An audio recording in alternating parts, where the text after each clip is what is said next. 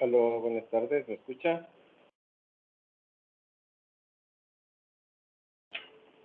Hola,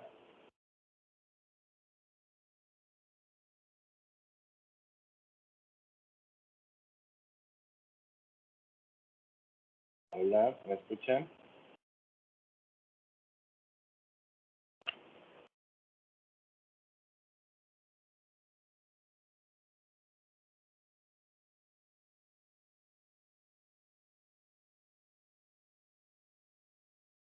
Hola,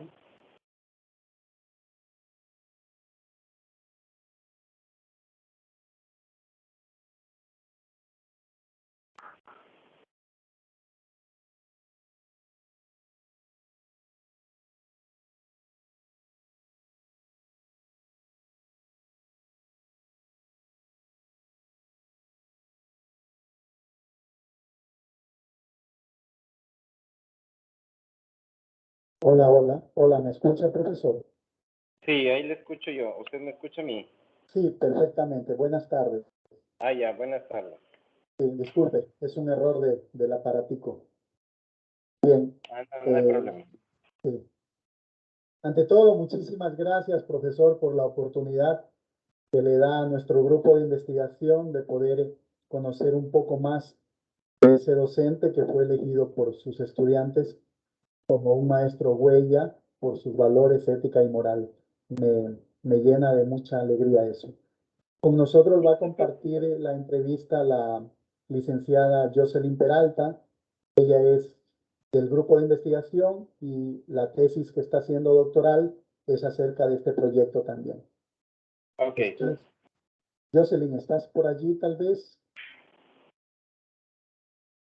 Jocelyn, no, no está todavía. Bien, lo primero que vamos a hacer, profesor, es una pregunta de introducción que nosotros le llamamos, que es un hilo histórico narrado por usted. ¿Quién es ya. usted? ¿De dónde sus padres, sus hermanos, su infancia, sus años de escuela? ¿Algún profesor huella en la escuela que le dejó a usted marcado positivamente? Y así vamos transitando hasta que usted es un profesional, ¿le parece? Sí, está bien, no hay problema. Muchas gracias. Lo escuchamos. ¿Empiezo? Sí, sí, sí. Ya, ok. Bueno, mi nombre es Fabricio Escorza. Actualmente soy profesor en la Universidad Salesiana en Guayaquil. Bueno, un poco de mis antecedentes familiares. Bueno, yo nací en un pueblo que se llama Payatanga, que es de la provincia del Chimborazo. Hasta los 2 años más o menos viví ahí, nací ahí, viví hasta los 2 años, 3 años, y después fuimos a vivir con toda la familia Riobamba. Yo soy el primero de 3 hijos. Entonces, la familia estaba configurada por mamá, papá, en mi casa el primer hijo que soy yo, y después vienen mis otros 2 hermanos. Eh, Mi hermano menor, que me es menor a mí con 5 años, y mi hermana menor, que es menor a mí con 12 años. Yo estudié en una institución salesiana en la ciudad de Riobamba. Se llama Santo Tomás Apóstol Riobamba, es de los colegios de los padres salesianos. En la escuela, bueno, no tuve un profesor así que me haya marcado, más fue en la época colegial. En la época colegial, cuando estuvimos en tercer, lo que antes, bueno, antes era tercer, cuarto curso, ahora es otra denominación. Tenía un profesor que nos daba lógica y ética. Y lo que más me impactó de este profesor era que él nos enseñó a pensar. Él decía que si nosotros manejamos bien la lógica y la ética, básicamente, específicamente la materia era sobre el tema de silogismos. Él decía, si nosotros entendemos eso, podemos hacer bien las matemáticas, la física, etc.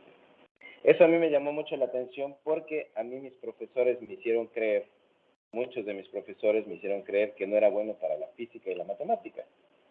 Pero sin embargo, en esta asignatura era de los mejores.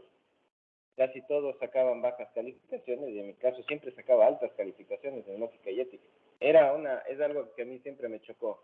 Yo decía, a ver, el profesor dice que si eres bueno en esta asignatura, puede ser muy bueno en matemáticas y física, pero con los profesores de matemáticas y física nunca fui considerado, bueno, era uno de los peores, mejor dicho, en esas asignaturas. Entonces, esa materia, esa asignatura a mí me marcó mucho porque me enseñó a pensar de otra manera.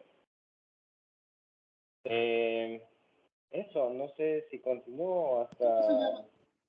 ¿Cómo se llamaba el profesor del colegio? ¿De acuerdo? Ay, no me acuerdo. Me No se acuerdo de acuerda. la cara, pero no me acuerdo del nombre. Ya. Era un señor de barba. Es interesante porque él era ingeniero eléctrico. Me acuerdo que trabajaba en la empresa eléctrica de Riobamba. No sé si el profesor siga vivo, no tengo idea. Pero no me acuerdo el nombre del profesor, me acuerdo del rostro. Es más, me acuerdo del día en que él me dijo, eres muy bueno para esto.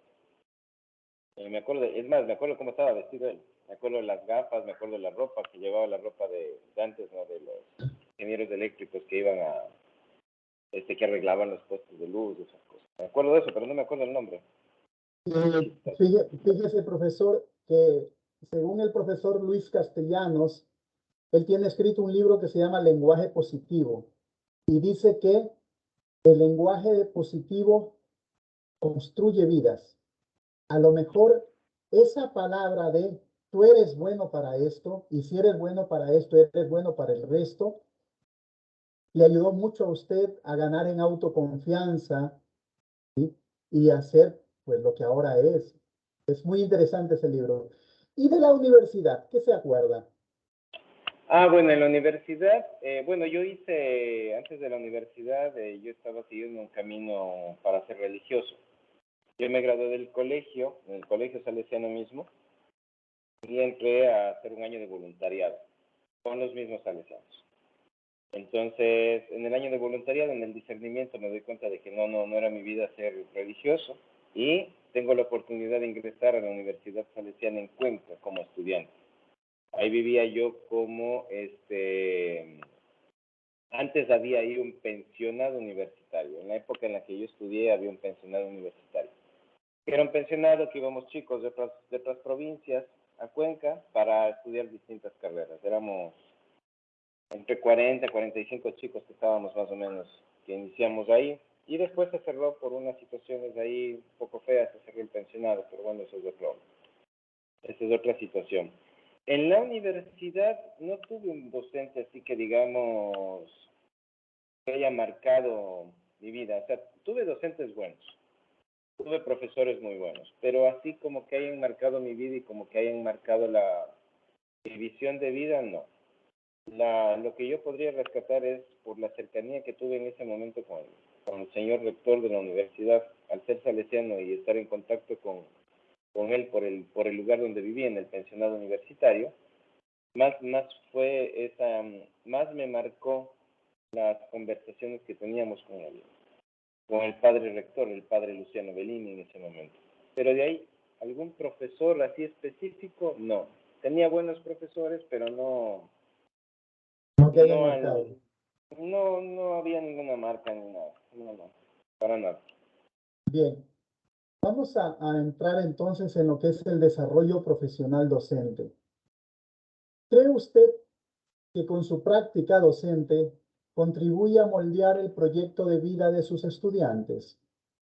Sí, por supuesto que sí, porque yo he tenido estudiantes que me han dicho, yo doy materias también de gerencia de talento humano, recursos humanos, por mi formación.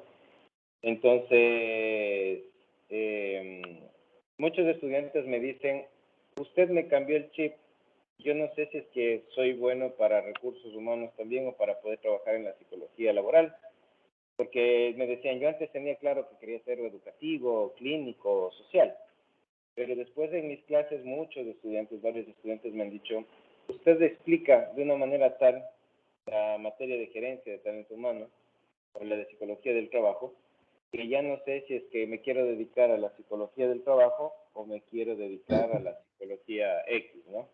Entonces, sí me han dicho varios estudiantes de eso, y bueno, lo que yo les he sabido responder es que experimenten, porque una cosa es las clases Y otra cosa es el ambiente laboral. Yo les digo, mira, experimenta si puedes trabajar en un área de recursos humanos y mira si te gusta y si no, bueno, te vas por otro lado. Estás joven todavía. Esa es mi respuesta. Pero sí, desde la práctica docente sí he tenido esa retroalimentación con los chicos. En alguna ocasión, esta pregunta no está en el guión, pero bueno, así son las entrevistas semi-estructuradas. Yo he estado hoy día escuchando una entrevista que le hacían al Pep Guardiola, un entrenador de fútbol, acerca de por qué no hace jugar a unas personas y a otras sí. Y entonces él, que es un poco filósofo, decía, mira, yo le digo a mis jugadores, si tú no eres feliz aquí, busca otro sitio. Todavía tienes tiempo. Lo extrapolo al plano que usted me dice. A sus alumnos, a lo mejor usted en algún momento sí les ha recomendado, oye, si no te sientes bien aquí, si no eres feliz, intenta otro espacio, otra carrera, encuéntrate a ti, porque muchas veces nosotros, al menos yo, que soy docente, yo me limito a dar clases y nunca me he planteado eso, que hoy día lo escuché a ese jugador y por lo que usted me dice, que les cambie el chip. No sé si alguna vez le ha tocado algo así. Bueno, hay una asignatura, dentro de la asignatura de gerencia 2, y dentro de la psicología del trabajo hay una parte en la que yo propongo, trato de estar actualizado, y hoy con todo el tema del uso de las herramientas telemáticas y el tema de cómo el mundo empresarial se está cambiando en otros países, las tendencias es que, por ejemplo, los trabajos van a ser desde casa, los trabajos van a ser flexibles, yo voy a poder trabajar, por ejemplo, para una empresa que no esté dentro del país por medio del uso de la telemática. Pero también hay otra tendencia muy marcada en el tema del trabajo y es que a futuro se prevé que todo lo que tenga que ver con carreras universitarias ya no va a ser primordial en las empresas para que una persona pueda laborar y trabajar. Es decir, ya no se van a requerir estudiantes universitarios para ciertos trabajos. O sea, ya no las licenciaturas, ya no las ingenierías, sino que estudios técnicos o estudios rápidos. Hay una carrera que se está dando en los Estados Unidos que tiene que ver con el Big Data, manejo de datos, y es una carrera de 7 meses. Entonces, eso cambia completamente el paradigma de estar 4 años para obtener un título. Entonces, yo a los estudiantes, algunos, sí les he dicho que si se sienten frustrados con las clases de la universidad, no se preocupe, porque muchas veces los criterios de los chicos es que esto no me va a servir en la vida profesional. Y yo lo que les digo es muy probable que el 90% de lo que tú ves en la universidad no te va a servir absolutamente de nada en el mundo laboral, por cómo está estructurada la educación, ¿no? O mejor dicho, por cómo están estructurados los planes analíticos de las carreras. Entonces yo le dije, no te estreses.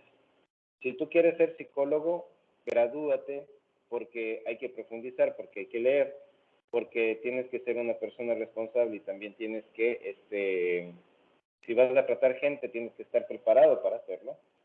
Pero si el día de mañana no te ves como psicólogo, no te sientas culpable porque podrías ponerte en una tienda, yo les hago la broma, ¿no?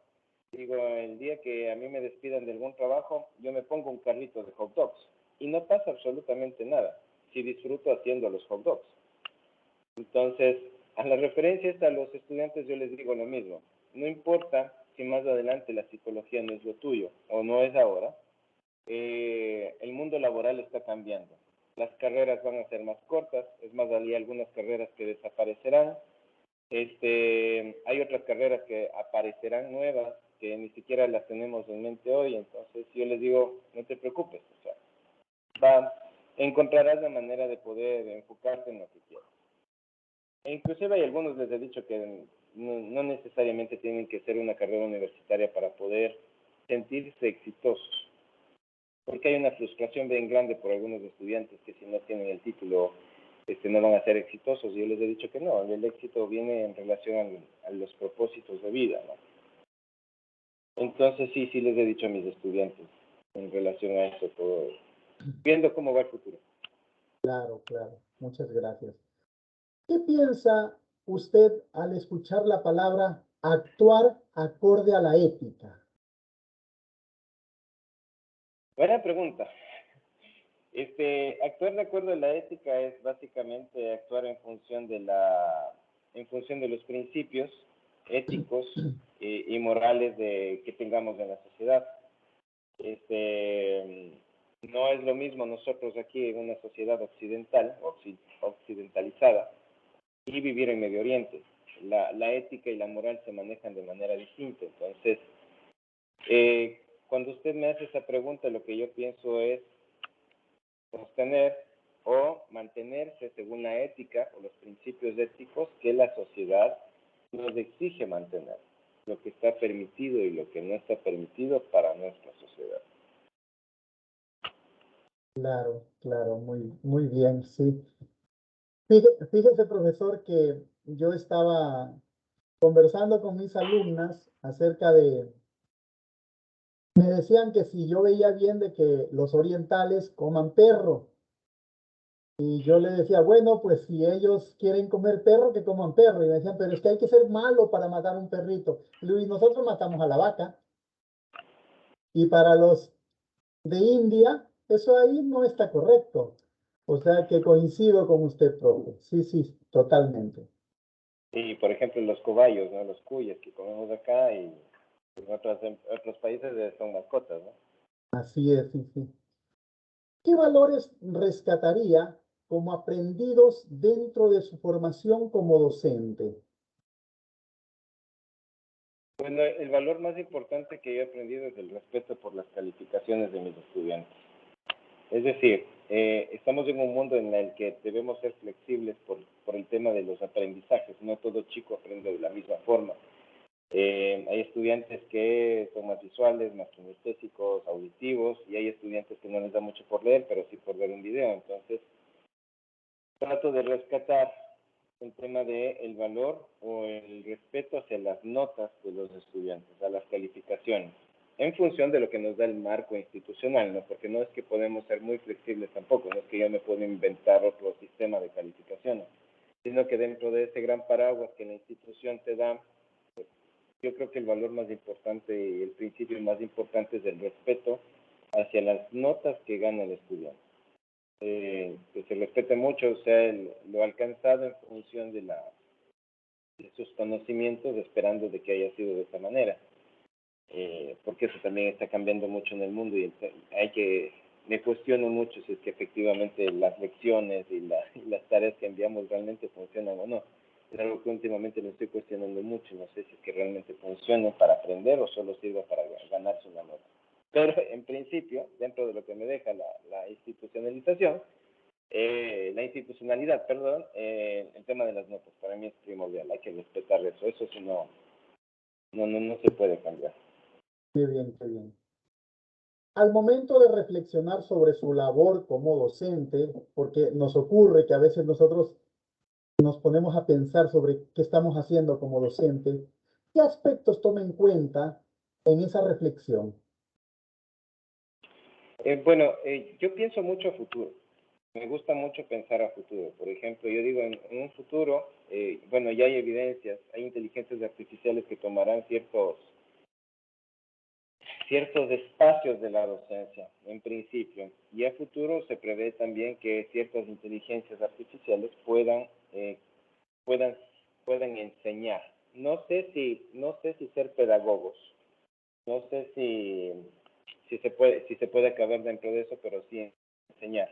Escuchaba la noticia que en Francia hace 2 años empezaron la primera universidad sin docentes. El chico se sienta en la computadora, hace lo que tiene que hacer, la computadora le da retroalimentación y continúa el programa. Y no hay docente, no hay ni un docente.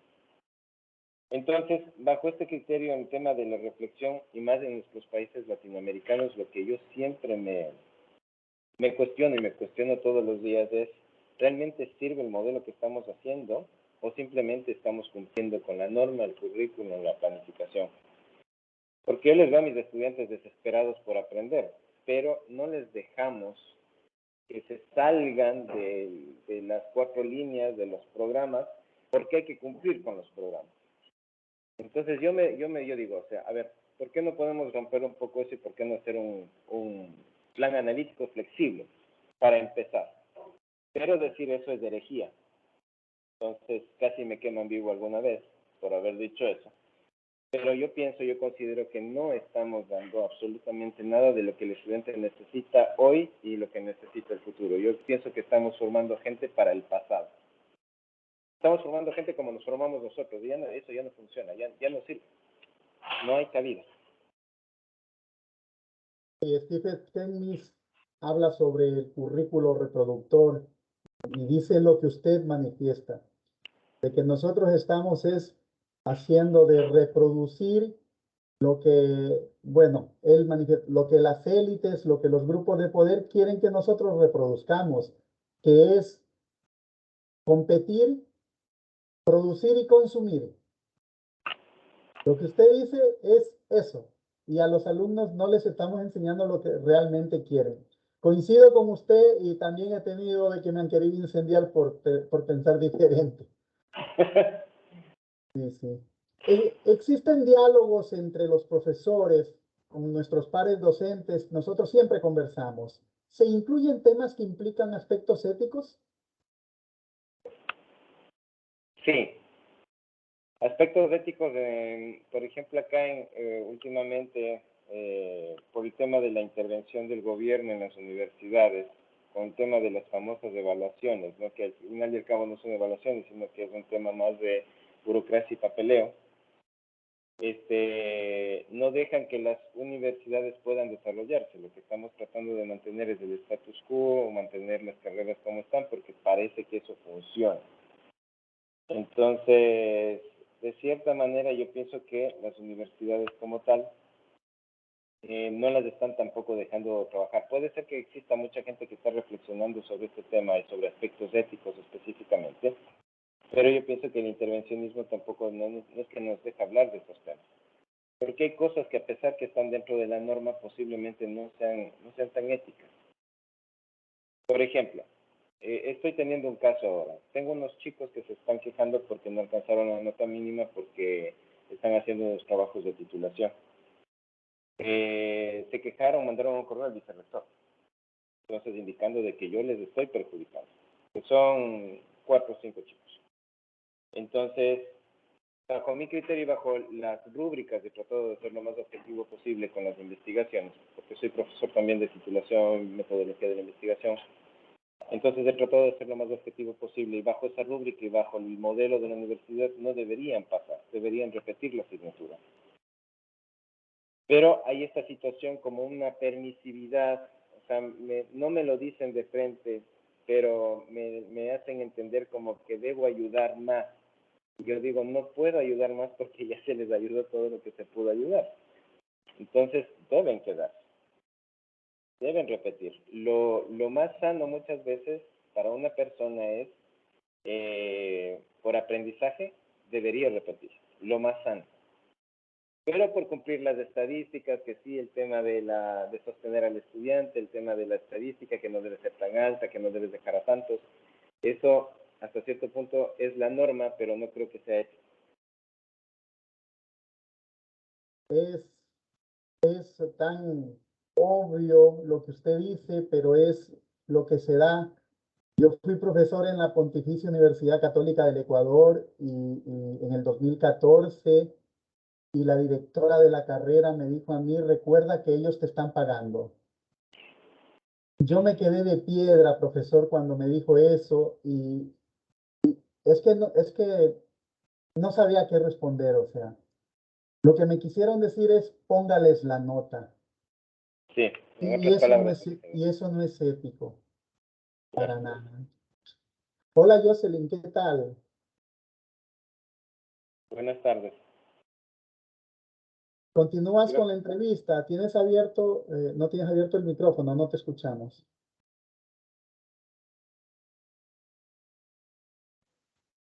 Buenas tardes. Hola, Sí, es que ¿qué tuve un tal? problema con la computadora. No te preocupes. Estamos para la pregunta número Disculpa. 6. Estamos en la pregunta número 6. No sé Ya, si...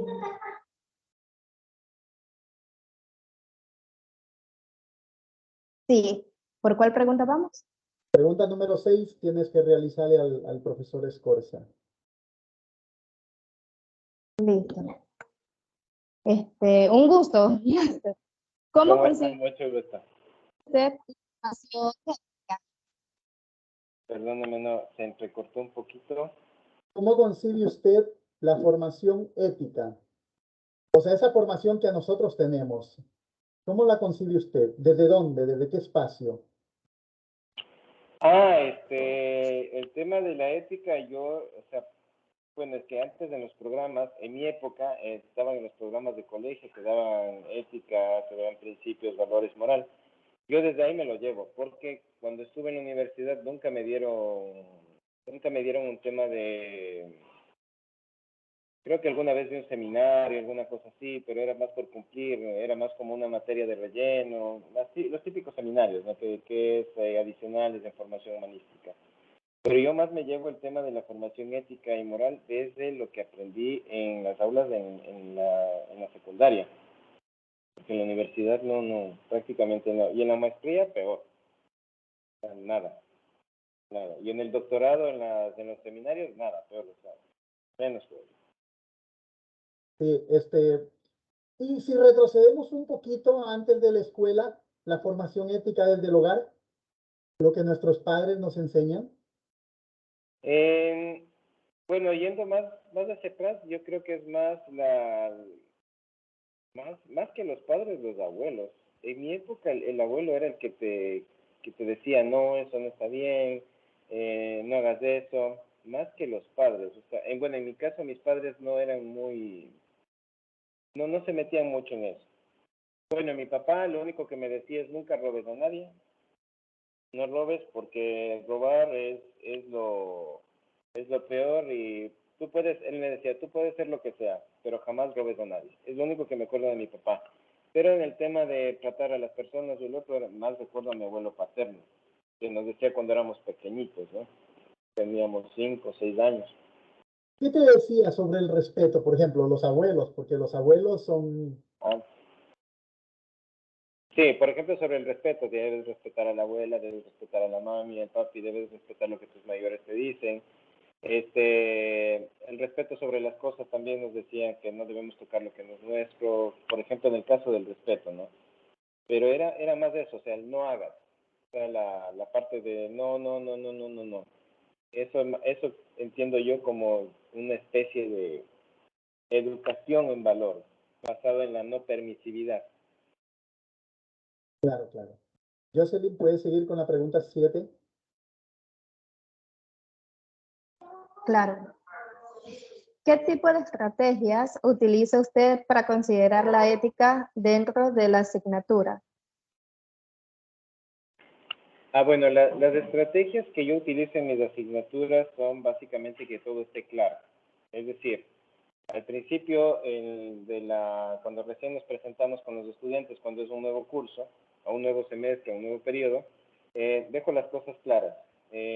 Así se van a dar las clases, por ejemplo, damos las clases de esta manera, se califica de esta manera, el aprovechamiento es tanto, el examen es tanto, los proyectos se califican de esta forma. La forma en la cual yo trato de manejar las cosas de manera ética es con el tema de la transparencia, es decir, que los chicos sepan a qué se atienen en función de cómo me manejo yo dentro de la asignatura. Que lo tengan claro, que todo sea transparente de cómo se manejan las cosas. Eso. Sigue Jocelyn, sigue.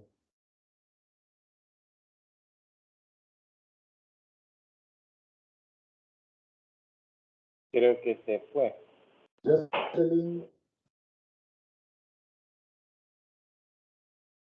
la pregunta 8, Jocelyn.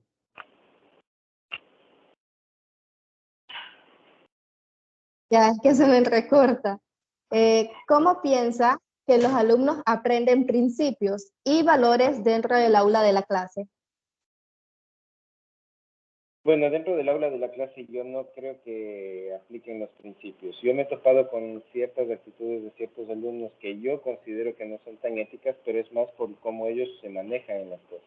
Por ejemplo, copiar un examen, que es lo típico, mandar a hacer un trabajo, yo suelo mandar proyectos pesados de investigación, o sea, yo les mando a hacer investigaciones de campo. Entonces, ya me he topado yo con ciertos casos que yo sé que el chico no hizo el trabajo. porque durante las clases no preguntan, no hacen nada, y cuando le pregunto algo no responde, pero traen trabajos buenos. Entonces yo digo, lo mandó a hacer o lo pagó. Pero ahí no puedo hacer nada porque no tengo las ¿cómo diríamos? No tengo yo el referente, no tengo cómo juzgarles. Y tengo que calificar el trabajo porque lo subió, o sea, ahí está su nombre, y no sé, no soy perito informático para saber de dónde sacó el archivo. Entonces, dentro del aula yo creo que no se da el tema de principios éticos. Ellos ya vienen con sus principios éticos y morales desde la casa. Es más, yo recuerdo alguna vez una alumna me dice, y profesor, ¿cuánto me cobra por hacer el trabajo final? No sé qué cara le puse. Le dije, nunca más me digas eso. El trabajo lo tienes que hacer tú. Entonces, el tema de la ética y los principios es más desde la casa, desde lo que he aprendido, desde lo que se les ha permitido en los colegios, en las instituciones educativas donde han estado previamente. Claro, claro. Es algo muy, muy doloroso lo que dice usted, profesor. Yo lo vivo en la Universidad de Guayaquil, pero lo vivo por el siguiente aspecto. No sé si en la UPS será así. Aquí mis alumnos solo tienen 12 semanas para hacer un trabajo de tesis. Y yo les digo, en otras universidades empiezan a hacer la tesis en el sexto semestre. Y van sexto, séptimo, octavo semestre y van haciendo un proceso. Y entonces ellos sí hacen la tesis. Porque en 12 semanas un alumno no puede construir un proyecto de investigación y tiene que pagar. Lamentablemente busca a las personas, y bueno, yo también he cobrado para hacer tesis. A mí me buscan para hacer tesis como trabajo particular y yo lo hago. Que no es ético, vale, no es ético que yo le haga el trabajo a un alumno, pero mis servicios profesionales sí los presto. Y yo considero que a veces también es esa falta de tiempo para investigar que a ellos como que les hace hacer esto, ¿no? De que paguen. Es lo que hay. Bien, vamos con la biografía personal, mi estimado profesor. Ok, Jocelyn. está bien. Con respecto a su biografía profesional, ¿recuerda en qué momento de su vida decidió ser docente? Y podría mencionarnos las razones que lo motivaron a hacerlo. Ya. En mi caso fue accidental. Fue por accidente. ¿Cómo es eso?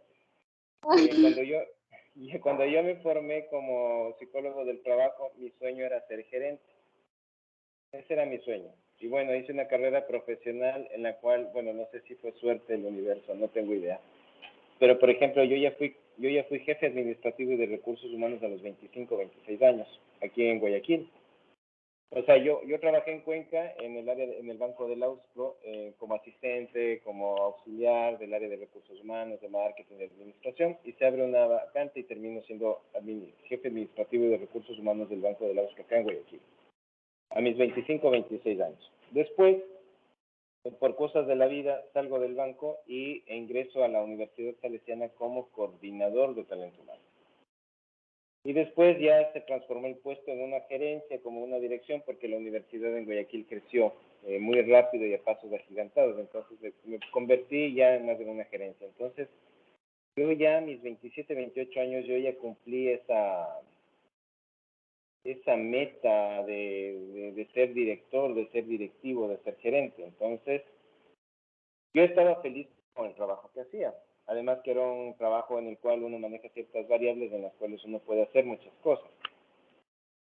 En lo posterior entra el tema de la intervención en el gobierno del economista Rafael Correa, empieza la intervención en las universidades, el tema de la evaluación que era bastante fuerte. Recordemos que hubo una época en la que cerraron muchas universidades que llamaban de garage, ¿no? Y quedaron las universidades que estaban mejor posicionadas o que tenían una base estructural mejor armada. Y dentro de este tema de la creación de las universidades, del sostenimiento de las universidades, decían, por ejemplo, hay que contratar gente con máster. Y una de las estrategias de la Universidad Salesiana fue, si tenemos gente administrativa que tiene títulos de máster, porque habíamos algunos que éramos jefes directivos y teníamos títulos de máster, decían, estratégicamente que sean profesores y que también hagan el área administrativa, para que contemos como docentes con título de máster. Entonces nos hacen la propuesta algunos y algunos aceptamos. ¿Por qué acepté yo? Yo acepté por el sueldo. Porque el sueldo de profesor en esa época era mucho más alto que de directivo. Por ejemplo, en la dirección en la universidad pagan $1,100, pero ya cuando empezó el tema de los sueldos de docentes de tiempo completo subieron a 1,400, 1,500. Entonces yo decía, a ver, gano 1,000. Y de un rato al otro, por ser profesor, me van a pagar $400 y solo voy a tener que dar 8 horas. Me lanzo. Yo lo hice por el dinero. Tengo que ser sincero. Y fue una situación ¿y por qué digo de accidente? Porque empiezo a dar clases y me empieza a gustar.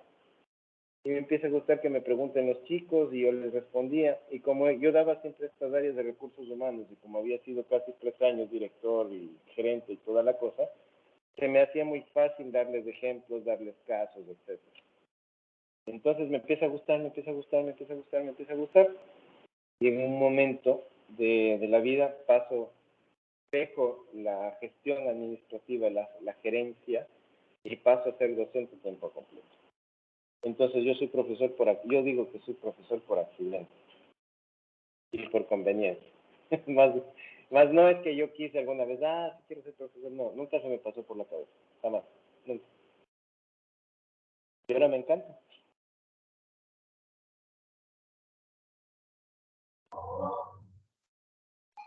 Siguiente pregunta.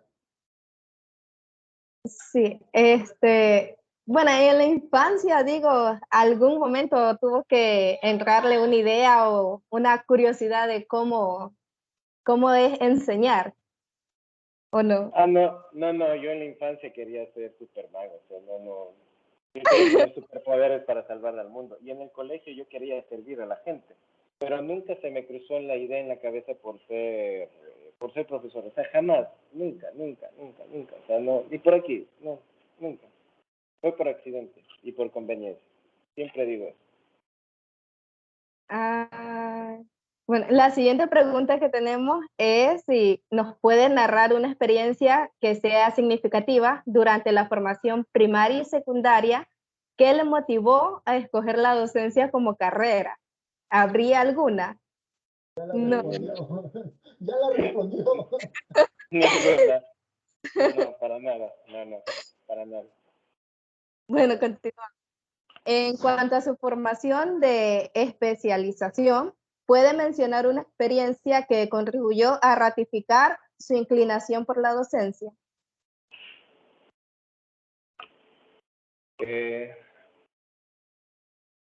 Sí, hay una parte en la que yo digo tengo que mejorar y ser mejor profesor por los vacíos que tenemos en los planes analíticos, algo lo comentábamos con el profesor. Lo que pasa es que los planes analíticos son muy rígidos y no te permite enseñar lo que realmente necesitan los chicos para el futuro. Entonces, en los planes analíticos, dentro de los temas, yo trato de permear, o trato de meter temas que sean más actuales y que los chicos puedan tener una mejor idea hacia su futuro. Por ejemplo, en los procesos de reclutamiento y selección de personal, la típica es las entrevistas, que sí, que por aquí, que por allá, que ponga el anuncio, pero en la parte profesional hay todo este tema de inteligencias artificiales que están generando procesos de selección más cortos. Entonces, el tema es reclutamiento y selección, pero a mí no me dicen tienes que enseñarle cómo funciona una inteligencia artificial o cómo procesa una inteligencia artificial para hacer la selección de personal. Yo les meto por ahí el tema porque es algo que muy posiblemente alguno de ellos, si se dedican a la psicología del trabajo, es muy probable que alguno de ellos sí tenga que tener la mente abierta para compartir su trabajo, para generar estos espacios para poder utilizar las nuevas tecnologías. Entonces, bajo este aspecto, lo que yo veo, o sea, como docente ahora, lo que a mí me motiva más es poder darles a los chicos algo que no necesariamente está dentro de los planes analíticos, pero que yo sé que les puede servir al futuro. Básicamente es eso.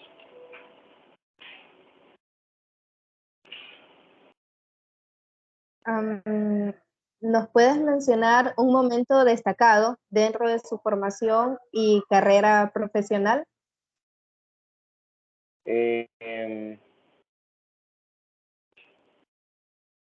A ver, lo que pasa es que cuando yo hice la carrera profesional, bueno, el punto más difícil para mí fue cuando yo me graduó de psicólogo del trabajo y empiezo a buscar trabajo y no encontraba trabajo y era porque yo tenía una deficiencia.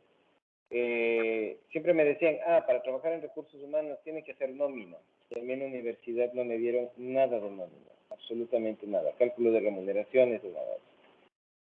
Yo dije, bueno, me lanzo a hacer una maestría en administración para de ahí, con esos conocimientos, poder catapultarme en la parte profesional.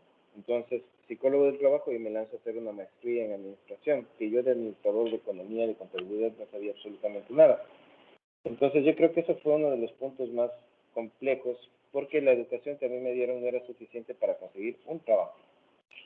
Es más, empiezo a hacer la maestría y se empiezan a dar las oportunidades, cambiarme de áreas, trabajar en otros lados, a acceder a una jefatura, después de acceder a las gerencias. Entonces, en esa época, creo que eso fue lo que más me marcó. Tuve que hacer algo adicional para poder trabajar.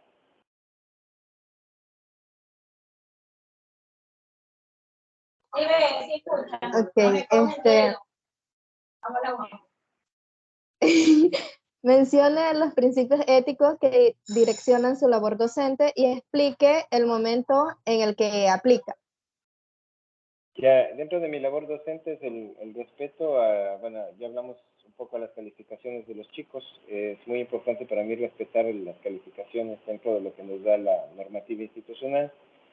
Es el respeto también a la persona, el tema de las distancias, el tema de la cercanía, ¿no?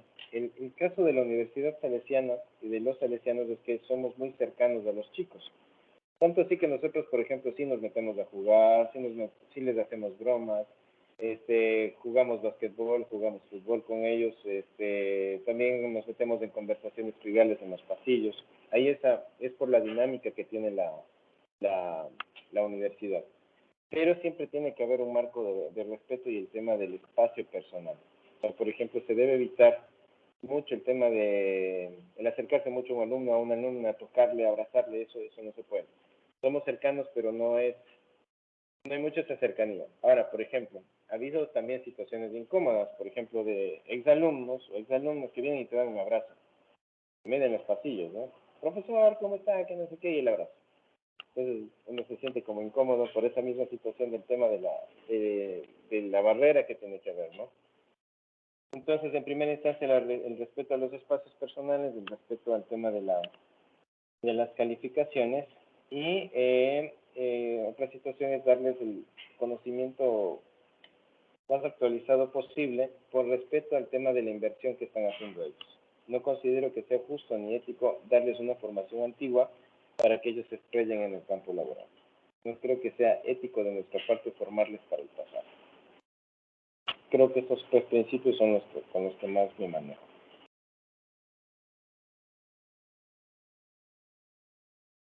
Claro. ¿Y considera que la experiencia como docente fortaleció o modificó la concepción de la ética?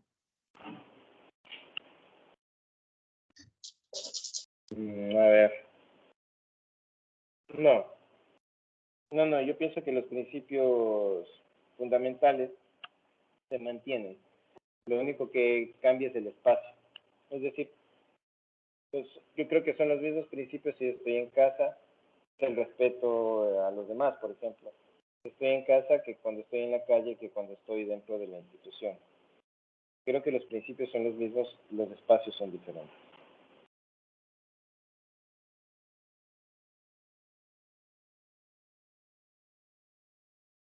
Bien. Las siguientes preguntas son con respecto a sus antecedentes familiares. ¿Puede mencionarnos una influencia significativa a nivel familiar que implicó un antecedente para optar por la docencia como carrera? Ninguno. No tengo profesores, no es que no hay profesores en la familia. Por ahí Oh, hay un tío político que es docente, pero no, nunca me llamó la atención. O sea, es docente de música, qué chévere. Fuera de eso, nada.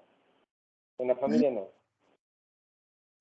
Es más, oye, soy el primero como profesor dentro de las dos familias. Y de ahí tengo un par de primos que también se dedicaron, pero como son menores a mí, creo que por circunstancias de la vida se dedicaron al tema de la docencia. No sé, nunca he hablado de ese tema con ellos. ¿Y habrá algo que influyó en su entorno familiar en la decisión de escoger como profesión la docencia? Ninguno. Es que nunca hubo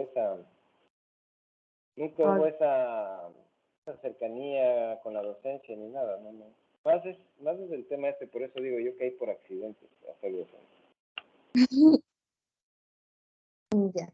Y bueno, siguiendo, ¿qué principios o valores puede mencionar que heredó de su familia y que lo aplica en la práctica docente? Ya, el respeto a las cosas, el principio fundamental que está basado en el no robarás, es algo muy fuerte en nosotros. O sea, yo puedo hacer cualquier cosa menos tomar algo que no me pertenece, no me gusta. Otro principio es respeto a la decisión de los otros. Por ejemplo, si los otros deciden una situación que me afecta a mí, debo respetarlos.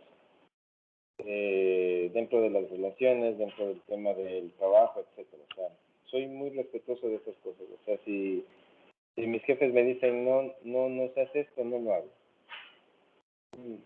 Respeto mucho eso. O sea, después de todo no es nada personal, es una situación hecha netamente de praxis y de norma institucional. Y no pasa absolutamente nada. Y respeto mucho, no es que busco y rebusco y estoy no. O sea, lo respeto. Eso. Perfecto. ¿La concepción que tiene sobre la ética es la misma que cuando inició su carrera profesional? No. Cambiaron muchas cosas. Para mí la ética y la moral eran... Esto es ética y esto es moral, esto se puede, esto no se puede. Pero cuando empecé mi ejercicio profesional, no como docente, sino en las áreas de recursos humanos, cuando me tocó manejar temas legales, el tema de contrataciones, despidos, cálculos de nómina, me di cuenta de que la ley no va con la ética. Hay cosas que son éticas, hay cosas que la ley permite pero que no son éticas. Por ejemplo, el no pagarle, utilizar la ley para buscar escollos dentro de la misma reglamentación para no pagar una liquidación o para pagar menos de cosas por el estilo. Entonces, ahí me di cuenta de que la ética es flexible para mucha gente en función de las normativas bajo las cuales se rige. Entonces, ahí me di cuenta de que la ética y la moral y los principios no necesariamente son rígidos, sino que están más a la flexibilidad y a ciertas situaciones que puedan pasar en la vida. Y ojo, hay cosas que no son éticas porque están dentro de la ley. Pues ahí no se puede hacer nada. Podríamos decir entonces, hablar sobre la estética de la ética. Esta situación de que, a ver, no es bueno mentir, pero yo te miento por tu bien.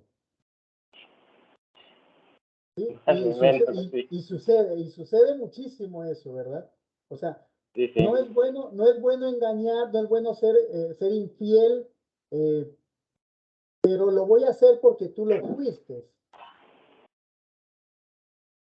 ¿Verdad, profesor? Sucede. Sí, sí es parte de la estética de la ética, es otro tema de investigación bastante interesante. Sí es eso, o sea, no te miento para no hacerte sentir mal, o no te digo las cosas para que no pienses mal, el tema de la infidelidad, ¿no?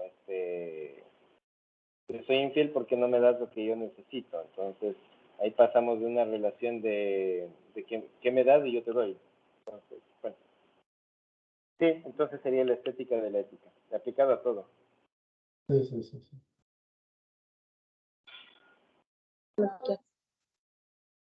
¿Cree que durante su formación como docente modificó el concepto de ética, los valores y principios? Perdón, la primera parte no la escuché. ¿Me puede repetir, por Sí, favor? claro. ¿Cree usted que durante su formación como docente modificó el concepto de ética, los valores y principios?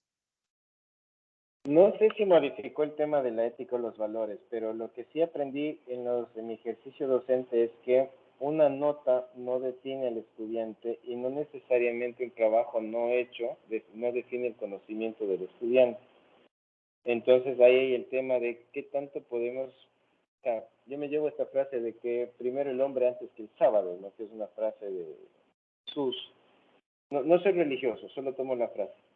Entonces, digo, hay veces que hay que poner primero a la persona, siempre y cuando no vulnere los derechos de otras personas. Entonces hay una línea muy delgada, ¿no? Que se pueda ayudar o se pueda hacer que un estudiante, por ejemplo, pueda yo hacer ciertas excepciones bajo ciertas circunstancias. Una enfermedad, la muerte de un familiar, la muerte de una mascota, por ejemplo. Me ha tocado a mí que ha habido chicos que falleció una mascota y estaban tristes y no pudieron dar un examen.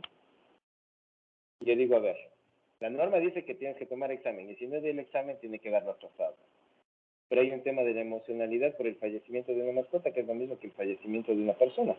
Y yo le dije, mira, te voy a tomar el examen que día puedo.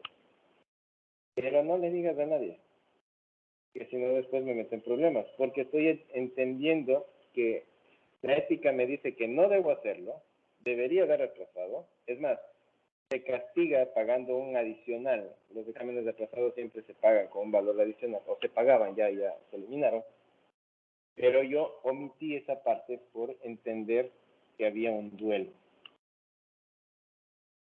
Entonces, en mi práctica docente sí he tenido que, para favorecer a los chicos en ciertas situaciones, siempre y cuando lo ameriten, ¿no? Yo siempre me digo, si es de enfermedad, si es porque cuida a los papás, si es porque trabaja, si hay cierta flexibilidad.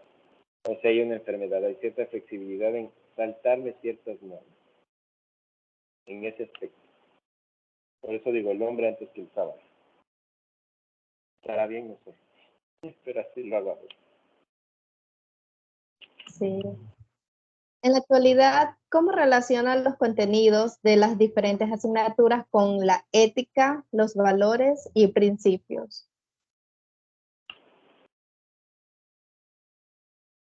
Por ejemplo, en el tema cuando doy las materias de investigación o metodología de la investigación, por ejemplo, el tema del no plagio, el tema de desarrollar las ideas, el tema de profundizar en un tema de proyecto de investigación, yo pienso que forma a la persona para hacer un trabajo de manera adecuada, creo yo.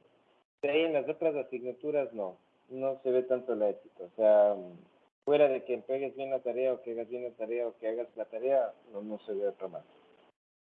No creo que se aplique otro más. O el respeto entre compañeros también, o sea, pero eso ya dentro del aula de clase. Por ejemplo, si hay discrepancias en los criterios, no permitir que un estudiante agreda o haga sentir mal a otro estudiante solo por no compartir los mismos criterios. También en el tema, por ejemplo, de la tolerancia y el tema de por ejemplo, los grupos LGBTIQ, los chicos, por ejemplo, que tenemos de chicos de tendencias homosexuales. Y hay veces que hay otros estudiantes que tienen tendencias homofóbicas. Y ya me pasó un par de veces de que había que decir, hey, respeto. Sí, son criterios. Entonces, creo que por ahí, el respeto hacia la otra persona, sus tendencias, de sus ideas. Eso. Bien. Preguntando, según la experiencia que usted ha tenido, ¿algún docente en particular impactó en su formación y podría señalar los motivos y experiencias con el mismo? O sea, no, ningún docente para nada. Lo que conversábamos en otra pregunta, creo, era que yo tuve una cercanía con el que fue el primer rector de la universidad. Perdón, disculpe, iba a tocar. Ok. Como yo vivía en un pensionado universitario en la universidad, el pensionado universitario pertenecía a los salesianos. Por tal motivo, quien manejaba ese pensionado era el mismo rector de la universidad. Entonces teníamos una relación cercana. Los chicos que estábamos ahí con el señor rector. Entonces, lo que a mí me impactó más de él fue su visión del futuro. eso es lo que a mí más me impactó, cómo él veía la educación a futuro.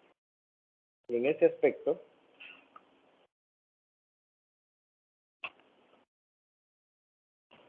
perdón, estoy con la garganta seca y como que quiero tosar. Y en ese aspecto, lo que a mí más me impactó de él es que, perdón, los proyectos educativos deben ser en función del futuro de lo que el estudiante necesita a futuro. Por ejemplo, él tenía una idea que a mí me pareció revolucionaria y era que el chico pueda construir sus propias carreras universitarias. ¿Cómo es esto?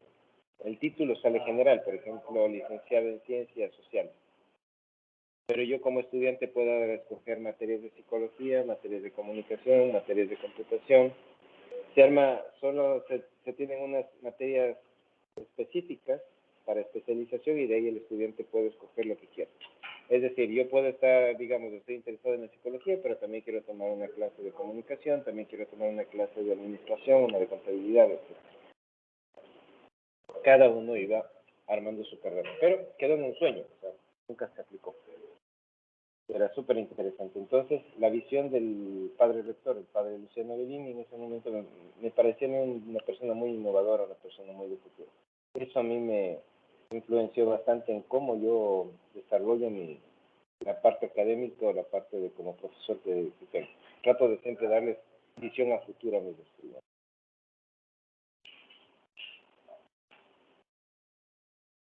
Bien.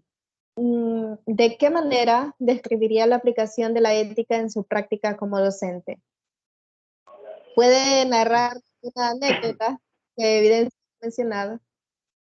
Bueno, de lo que hemos mencionado, ¿no? Que esta chica me decía, ¿cuánto me cobra por hacerme el trabajo? Entonces yo le decía, no. Yo me indigné. Yo le dije, no lo puedo hacer, eso tienes que hacerlo tú, tienes que aprender a hacerlo tú. Entonces, el tema de los trabajos, yo pienso que deben hacerlo los mismos estudiantes, porque acá en la universidad se les da un tiempo prudencial. Por ejemplo, en las asignaturas de investigación, yo les digo, a ver chicos, el trabajo final es una investigación, el primer día de clase. Entonces tienen prácticamente 4 o 5 meses para hacer el trabajo, que no son investigaciones duras, que son más que nada para que aprendan la metodología de la investigación. ¿Qué es un objetivo? ¿Qué es un planteamiento del problema? Esas cosas. Entonces, pero hay algunos que sí ya, como siempre, nos dejan todo al último, entonces ahí es cuando empiezan a fracasar más. Básicamente es en eso lo que yo practico la ética dentro de mis clases, es el tema de que cada uno tiene que hacer sus tareas, que cada uno tiene que desarrollar sus actividades, porque cada uno debe ser responsable de su aprendizaje. Claro, sino cómo aprende. Sino como aprende. ¿Puede mencionarnos los valores y principios que lo orientan al momento de brindar clases? Sí, el respeto hacia el espacio de los demás, el respeto hacia las calificaciones de los estudiantes, el respeto a la persona también, respetar las individualidades. Por ejemplo, yo nunca critico a un chico si tienen cabello largo, si tienen tatuajes, si tienen aretes, si se viste de una forma, si se viste de otra, no. O sea, respeto mucho eso. Es más, en psicología a veces aparecen ciertas cosas bastante particulares. Por ejemplo, yo tenía una alumna que llegaba en pijama a recibir la clase. Llegaba en pijama. Y él alguna vez le pregunté y le digo, oye, ¿por qué? Dice que profesor no tengo tiempo de cambiarme. A mí me daba igual, o sea, a mí me daba risa. Llegaba en pijama. Pero los otros profesores le decían que sí, que debe cambiarse, que debe parecer una profesional. Digo, a mí para mí todavía son chicos, son niños, todavía están cambiando. Yo no tenía problema. Es más, esa alumna me dice, profesor, ¿usted no le molesta que yo venga en pijama? Digo, no, que vengas a tiendas y hagamos las cosas que tengamos que hacer. Tranquilo, no pasa nada. Entonces, soy muy flexible en ese aspecto.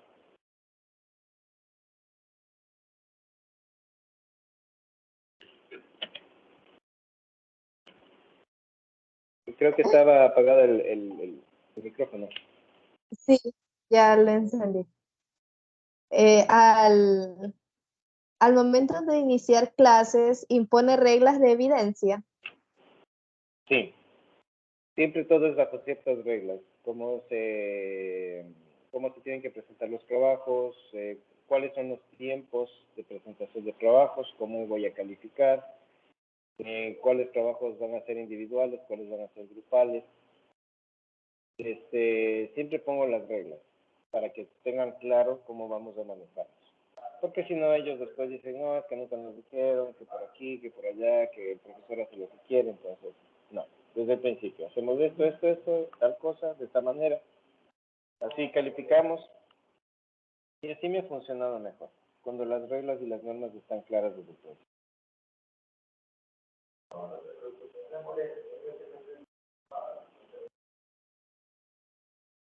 Mira, ¿cómo describe el vínculo que se despliega desde la moral con sus prácticas de enseñanza universitaria?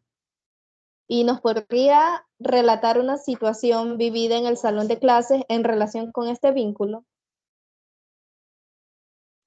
El vínculo con la ética. ¿Sí? Un vínculo, a ver, ¿cómo describe el vínculo que se despliega desde la moral con sus prácticas de enseñanza universitaria? En el caso, por ejemplo, de que tengamos las reglas y las normas claras dentro del aula. Por ejemplo, yo les digo a los chicos, si usted ya llega 15 minutos tarde dentro del aula, espere el cambio de hora para que pueda ingresar. No les cierro la puerta, pero no es que pueden entrar y salir a cada momento. También les digo, por ejemplo, si alguna, más con las chicas, ¿no? Es más por un tema de biología, si necesitan salir al baño no hay ningún problema. Por la mujer, por su fisiología, necesita salir más veces al baño, a veces, que el hombre. Entonces, bueno, les digo a todos, ¿no? Pero que no me estén desfilando, que no me salgan en grupo. O sea, si va a salir, espere que se hace una pausa y salga, no necesariamente tiene que pedir mi permiso. Entonces, bajo estas normas y bajo esas reglas me manejo.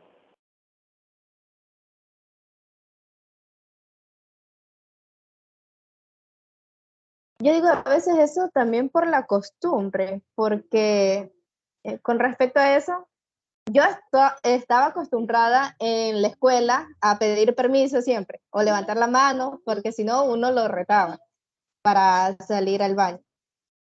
Si no, en cambio en la universidad nos indicaban que hubo un profesor que nos indicó que nosotros podíamos levantar y salir nomás porque no es una escuela, no es que hay que a cada rato interrumpir. Entonces a veces ciertos alumnos yo sí veía que, claro, ya le habían dado la orden que podía levantarse y salir, pero ya abusaban, como que eso Sí, no. sí, ese es el problema. Lo que pasa es que a veces salen en grupo. O sea, van al baño entre 3 o 4. No solo las mujeres, también van los hombres. En grupos de 2 o 3. O sea, bueno, cosas de cada quien.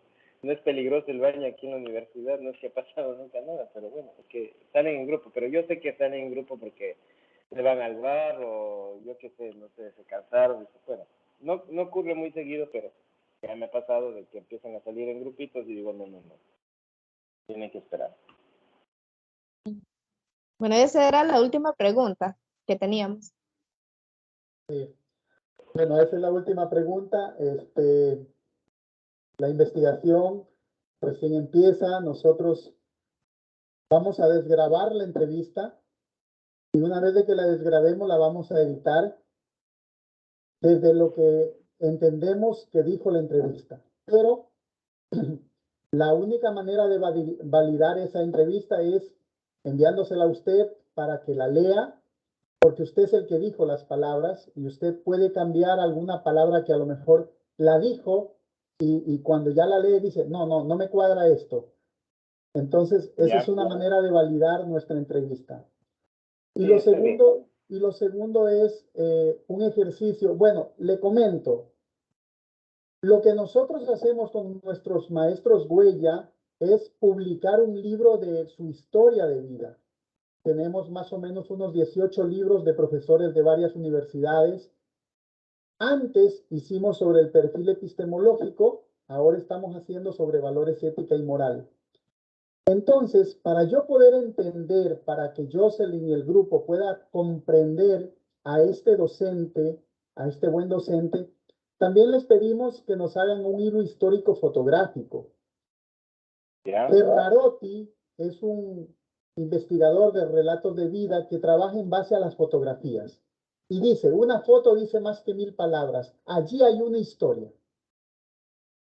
Y esa Ya. historia quisiéramos que usted nos ayude a conocerla. Porque nosotros, le comparto, nosotros les enviamos a ustedes este documento de Word en donde les pedimos que al lado izquierdo coloquen una foto, tantas fotos quieran ustedes. Hubo una profesora que nos envió 38 fotos. Me encantó, fantástico. Desde que estaba desnudita en una tina de baño a la edad de 6 meses.